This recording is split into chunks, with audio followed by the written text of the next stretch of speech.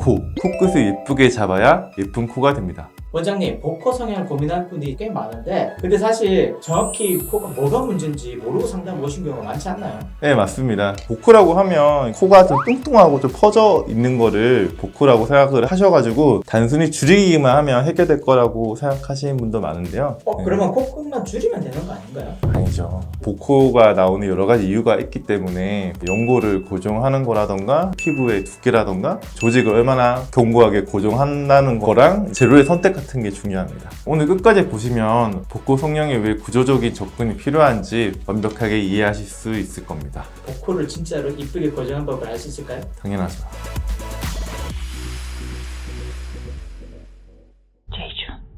안녕하십니까. 제이준 성형외과 박희소 원장입니다. 복코 성형을 고민하시는 분들이 많지만 단순히 코끝 줄인다고 해결되는 게 아니라는 걸 아시나요? 복코 교정은 연골 구조의 교정과 피부의 두께, 그 다음에 조직의 질력, 그 다음에 재료의 선택, 이 네 가지를 꼼꼼히 따져봐야 합니다.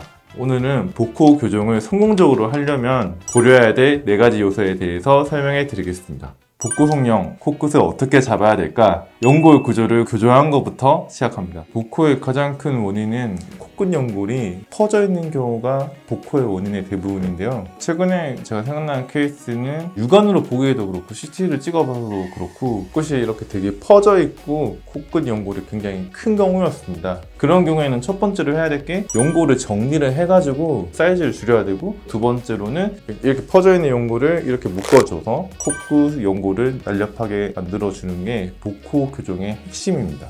그렇게 해서 코끝을 교정을 하면 굉장히 아름다운 코 라인이 됩니다. 두 번째 원인은 피부 두께인데요.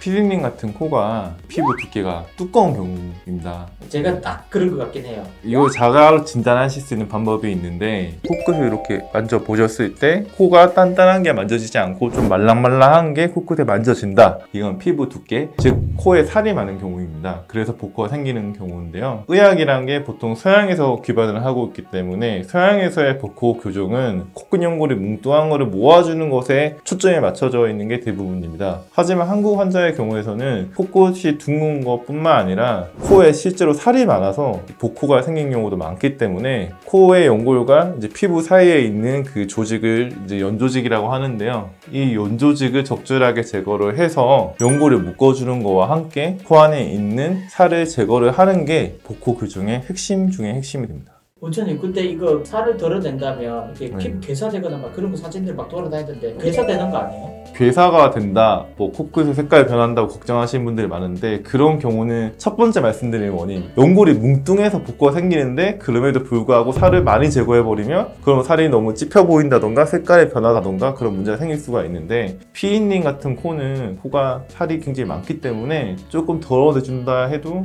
전혀 문제가 되지 않습니다. 그래서 복코의 원인이 연골인지 아니면 진짜 살이 많아서 그런 건지 둘 다인지를 반드시 고려를 해야 됩니다.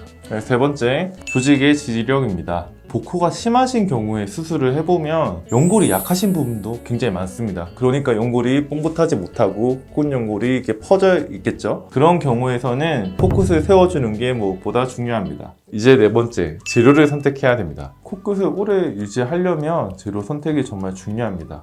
코끝 지지력을 확보하는 재료로는 기연골, 비중격 연골, 기증등 연골, 자가늑 연골 총 4가지가 있습니다. 순서대로 지지력이 조금 더 강화되고 수유도 좀 더 커진다고 생각하시면 됩니다. 일반적인 경우를 제가 말씀드리면 많이 높일수록 강도가 강한 자가늑 연골이 필요한 경우가 많고요. 많이 안 올리고 자연스러운 거를 원하시는 경우에는 기연골로도 충분한 경우도 있습니다. 그리고 의사들마다 성향이 조금씩 있는데요. 저 같은 경우에는 코 안의 재료로 웬만하면 다 수술을 하는 거를 선호하기 때문에 비중격 연골을 우선적으로 추천해 드립니다.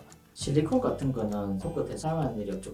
한국에서는 요즘에 사용을 많이 안 하는데, 예전에는 한국에서도 코끝을 실리콘으로 올려주는 경우가 많았습니다. 하지만 코끝 같은 경우에는 굉장히 약한 부위이기 때문에 실리콘으로 세워주게 되면 나중에 시간이 지나면 코끝이 못 버티고 비쳐 보인다던가 심하면 나오는 경우까지 생기기 때문에 요즘에는 실리콘으로 코끝을 올려주는 경우는 거의 없습니다. 그래서 이제 실리콘의 경우에서는 콧대를 살려줄 때 많이 사용을 하고, 코끝은 자가연골로 세워주는 게 원칙입니다.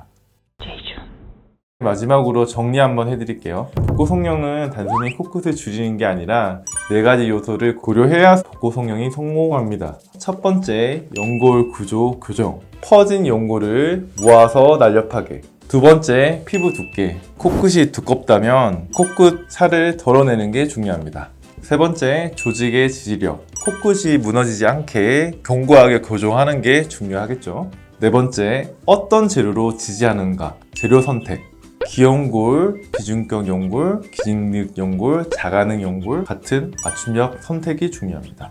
복고 성형에 대해서 제가 설명해드린 4가지를 알고 계시면 그 상담 받을 때 훨씬 더 이해하기도 쉽고 그다음에 가장 적합한 수술을 찾을 수 있으실 겁니다. 오늘 영상이 도움이 되셨다면 좋아요와 구독 꾹 눌러주시고요. 복고 성형에 대해서 궁금한 점이 있으시면 댓글로 남겨주세요. 다음에 봐요. 제발.